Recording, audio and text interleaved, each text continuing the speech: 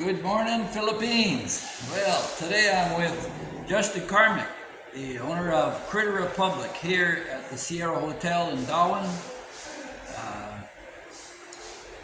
What's going Welcome on? aboard. Thanks for the chat. Oh, you're welcome. Anytime. I'm always enthralled with entrepreneurs and how they start out. And Justin came here just a short while ago and started this new venture here at the Sierra Hotel. Maybe you can tell us a little bit about how you fell into that situation. Well, long story short, I used to be a travel writer, writing about dive destinations, going all over the world, and then I switched over to video, started videoing marine biology and biodiversity in the ocean, different species basically. And Philippines was always the best. Philippines, Indonesia, but infrastructure and everything was just a little bit easier in Philippines. So I ended up here. After dating my wife for 3-something years, we got married, and now we've been married over 4 years. And about 7 or 8 months ago, I went from videoing all over the world to just videoing right here in Darwin, and everybody, before they would email me and say, maybe I can meet you here in Malta or Vietnam or Brazil, wherever I was, but it's impossible to get me. But now I'm in Darwin, I'm in like one set spot. People are messaging me all the time, like, can I come dive with you, or can you teach me to dive, or those kind of things, or just hang out and have a coffee. And now I was 4 years now in the same spot. I could actually do it, so I started diving with people every day, and subscribers would show up, and it was actually pretty exhausting. Diving every day, going out for beers every night or lunch, and it was crazy. And then I was taking people to my friends' resorts, like this resort, that resort. Just I was friends with everybody in town, so I would just bring them wherever, because I didn't have my own place. And eventually, I did some numbers on just how much money I made just one of those places, and it was thousands and thousands of dollars in that 1 year. And by then I had my own crew. I had my own dive masters and spotters following me around, taking me everywhere, coming with me, because I wasn't gonna, I'd meet up with all these new subscribers. I don't know if they're good divers, or I didn't want to be responsible by myself. And then I was making friends with instructors, even some of the top instructors that you see we have now. And I'm like, what am I doing? I got my own crew. I got everything I need. I got all the contacts, everything. And I started looking for my own place instead of making other people money for doing nothing. Yeah. And I didn't think it was going to happen. I almost started a partnership with a new resort, a little small one, and it just went bad in the first few months, luckily. And so I started looking for my own place, but it was really hard to find a big resort. That was the other thing with the small places. There was no parking. I was only there like 2 months, and it was full all the time because of me.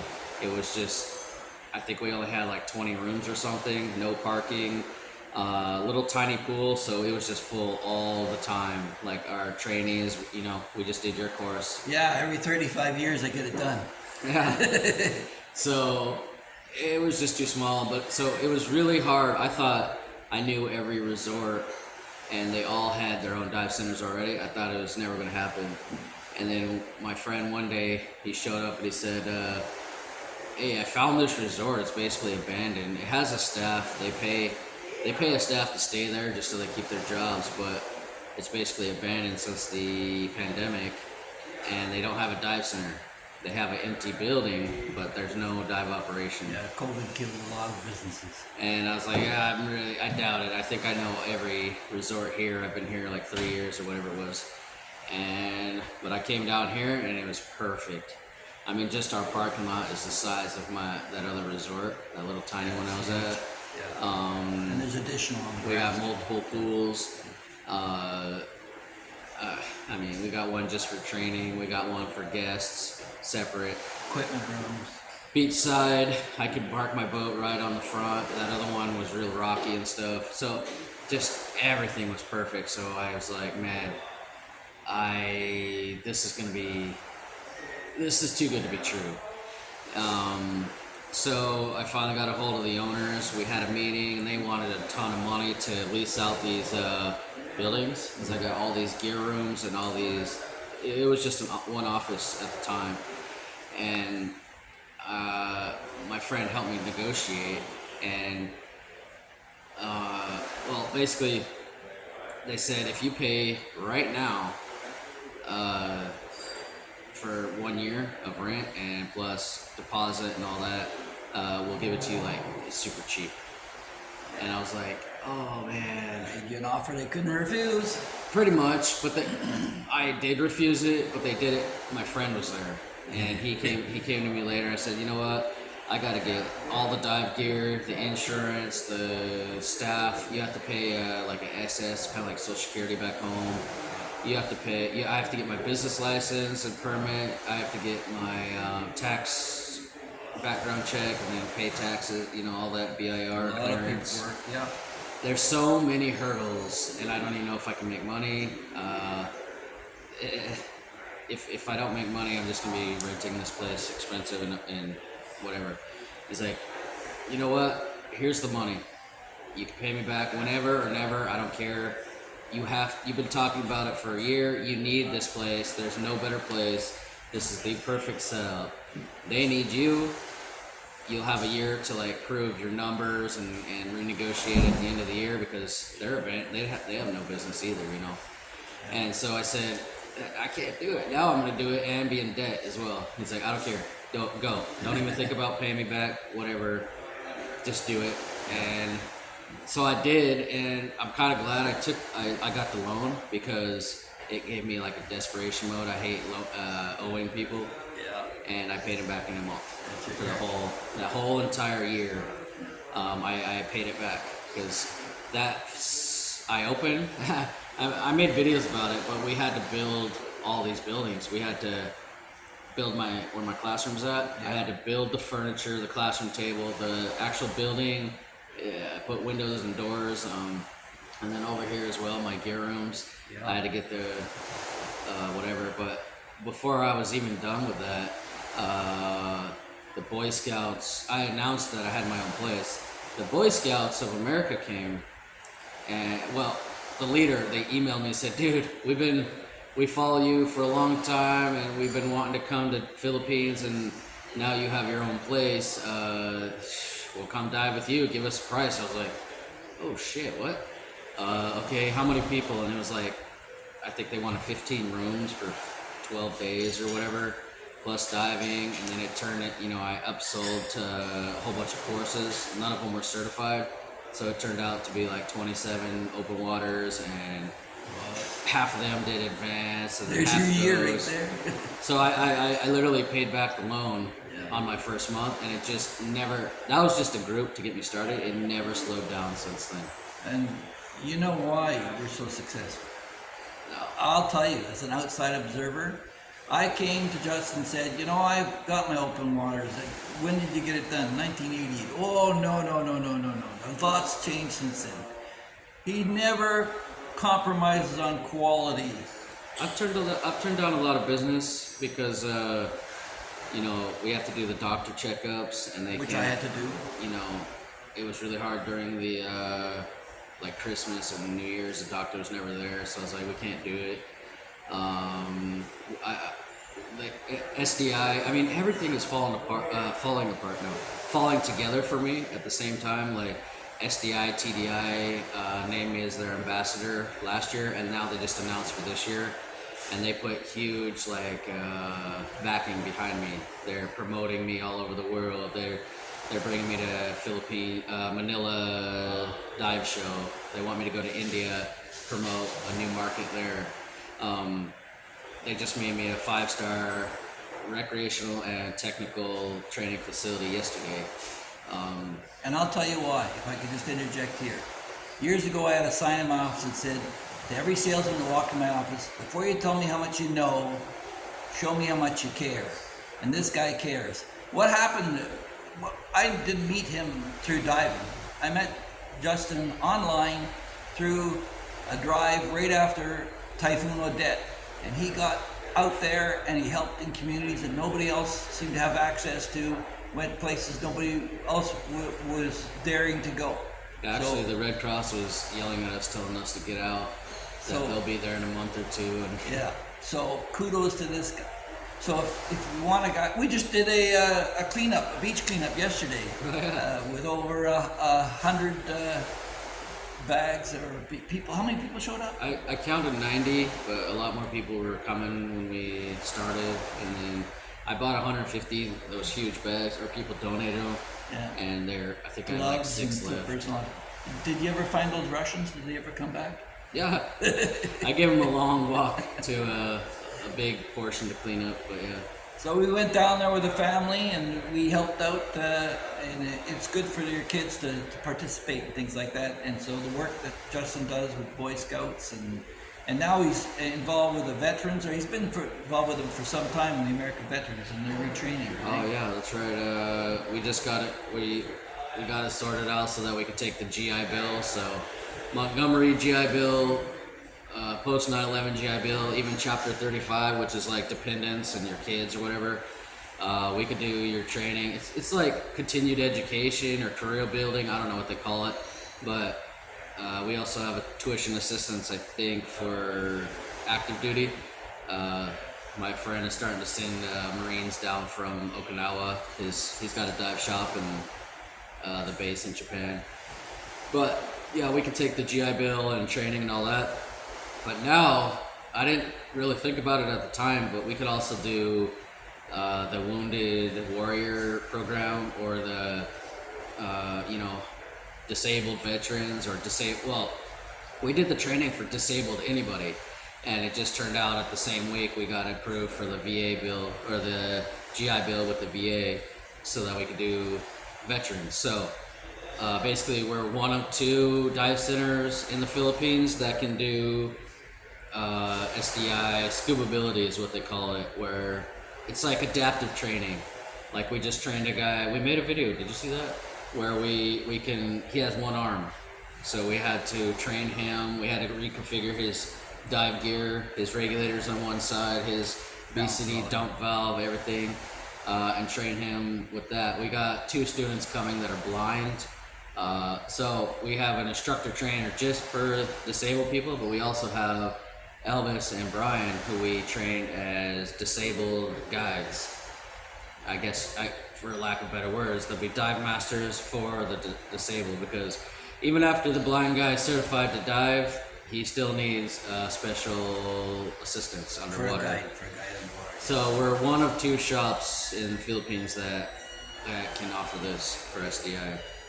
Now, you could go somewhere else, but the thing is, where you go, you'll end up with a dive master trained by Justin. So go to the source, find the expertise, and I think what you're trying to say is, my regular instructor, like your instructor for your class this week, is an instructor trainer. Yeah, Mark. So I'm an instructor, he's my trainer. So he's a teacher of teachers, or the instructor of instructors.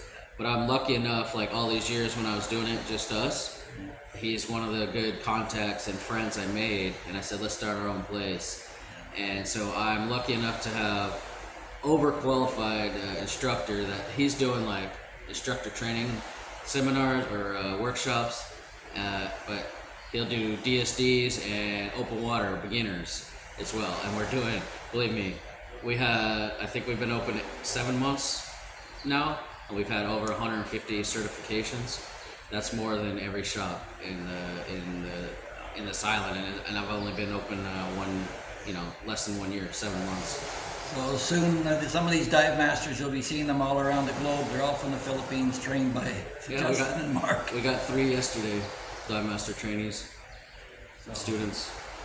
No, it's an exciting time for you and your family, and I'd love to watch this video in 2 years, Yeah, we'll do a follow-up see where if we're I'm at. still around.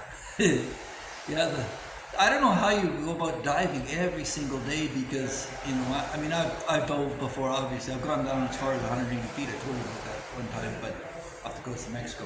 But up and down, that there's wear and tear on your ears and your sinuses. Just gotta go slow. Yeah, it goes slow, but even so, there's always a shift or whatever. But Now that I think about it, we kind of started specializing in the older crowd because there's Because a we're lot old. of expats here. Yeah. Well, you think about it. We've had 100 and over 150 certifications in the last 7 months, and our average student was 63. So we've had 78, 74, and everything in between.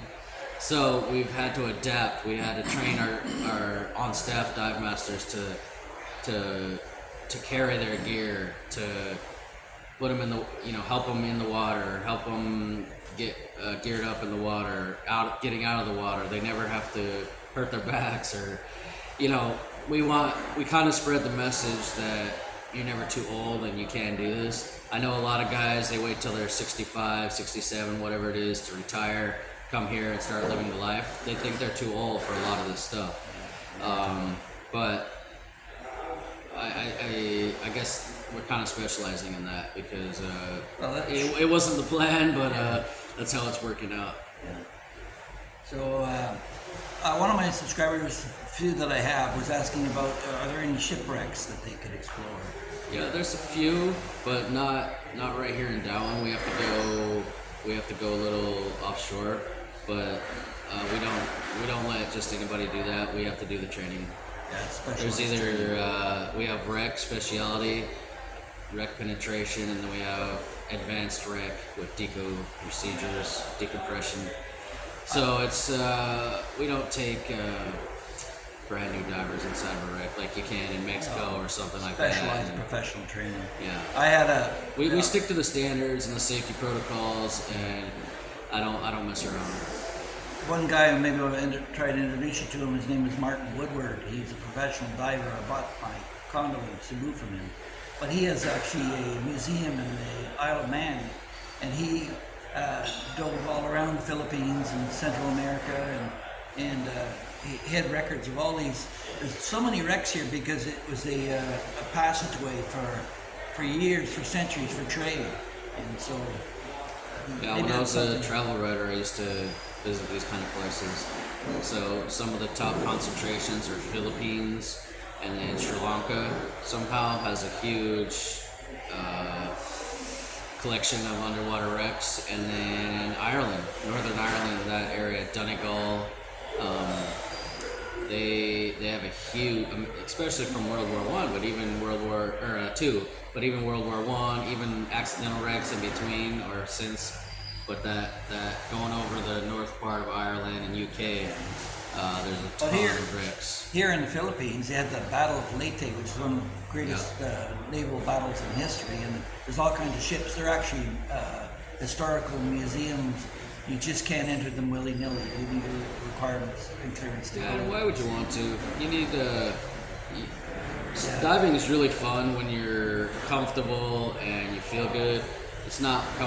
Things aren't fun when you're scared and anxious and stuff. So getting the proper training, it makes it way more fun. And let's not to mention more safe.